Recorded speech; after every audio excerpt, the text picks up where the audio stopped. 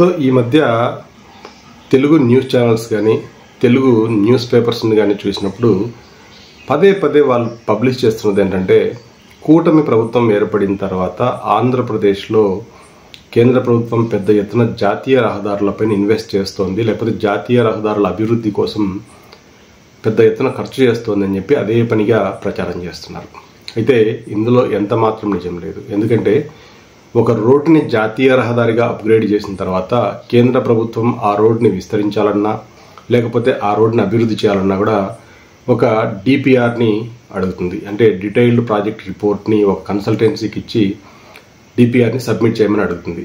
ఆ డిపిఆర్ని పూర్తిగా స్టడీ చేసిన తర్వాత ఆ ప్రాజెక్ట్కి ఎంత డబ్బులు అవసరం అవుతాయి అని చెప్పి ఎస్టిమేట్ చేసి ఆ తర్వాత ఎక్కడెక్కడ ఎన్ని కల్వర్ట్స్ కట్టాలి, ఎక్కడెక్కడ బ్రిడ్జిలు కట్టాలి, ఎక్కడెక్కడ రైల్వే వంతెనలు వస్తాయి, లేకపోతే ఎక్కడెక్కడ ఫుట్ ఓవర్ బ్రిడ్జ్లు వస్తాయి అనేటువంటి ప్రతి విషయాన్ని కూలంకుషంగా చర్చించిన తర్వాత దానిపైన ఒక అవగాహనకు వచ్చి, అంటే ఇంత డబ్బులు అవుతుందని చెప్పి ఒక అవగాహనకు వచ్చిన తర్వాత అప్పుడు టెండర్లకు వెళ్తారు. ఇదంతా జరగటానికి దాదాపుగా 1.5 నుంచి 2 సంవత్సరాల టైం తీసుకుంటుంది. అంటే డిపిఆర్ని రూపొందించి ఈ ప్రాజెక్ట్ని టెండర్స్ వరకు తీసుకొని రావడానికి 2 years పడుతుంది.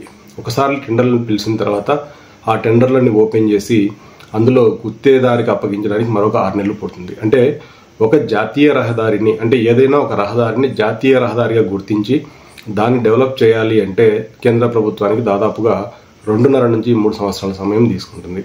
అంటే ఆంధ్రప్రదేశ్లో ఇప్పుడు జరుగుతున్నటువంటి జాతీయ రహదారుల యొక్క అభివృద్ధి పనులన్నీ కూడా దాదాపుగా 3 ఏళ్ల కిందనే మొదలయ్యాయి. అంటే 3 ఏళ్ల కింద వీటికి డిపిఆర్ అంటే డీటెయిల్డ్ ప్రాజెక్ట్ రిపోర్ట్ సబ్మిట్ చేయమని కన్సల్టెన్సీలకు ఇచ్చాయి. ఆ రిపోర్ట్స్ అన్నీ కూడా దాదాపుగా ఒక 1 year నుండి కేంద్ర ప్రభుత్వానికి ఇవ్వడం జరిగింది. దాన్ని ఆధారంగా చేసుకుని ఇవాళ టెండర్లను పిలిచి ఆ టెండర్లను ఓకే చేసి ఇప్పుడు గుత్తేదారులకి పనులు చేయమని చెప్తున్నారు. కాబట్టి ఎప్పుడో అప్గ్రేడ్ అయినటువంటి నేషనల్ హైవేలకి ఇప్పుడు పనులు జరుగుతున్నాయి తప్పితే ఇప్పుడు కూటమి ప్రభుత్వం రావటం వల్లే ఇవన్నీ జరుగుతున్నాయని చెప్పి అనుకోవడం అనేది పెద్ద పొరపాటు.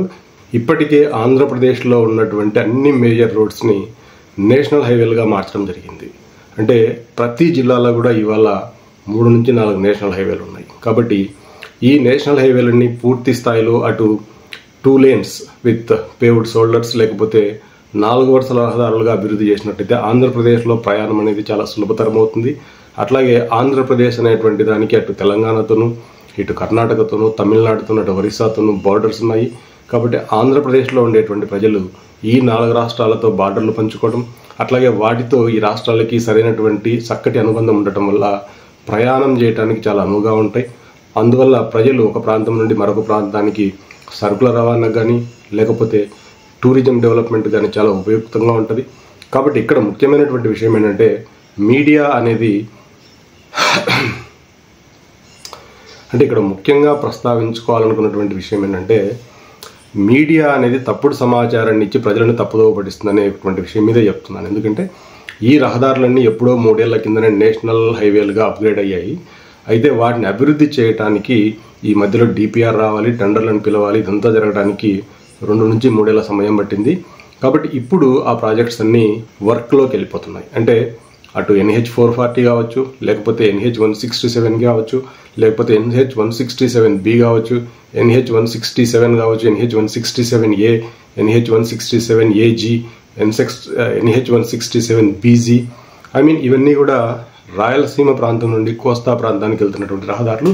అట్లాగే ఒంగోలు నుండి కత్తిపూడి దిగమర వరకు ఉన్నటువంటి రహదారిని కూడా NH 216ని కూడా ఇవాళ 4 వరుసల రహదారిగా విస్తరిస్తున్నారు. కాబట్టి ఆంధ్రప్రదేశ్లో ఉన్నటువంటి అన్ని ప్రధాన రహదారులను ఇవాళ 4 వరుసల రహదారులుగా అభివృద్ధి చేయడానికి ముందుకు వస్తుంది కేంద్ర ప్రభుత్వం.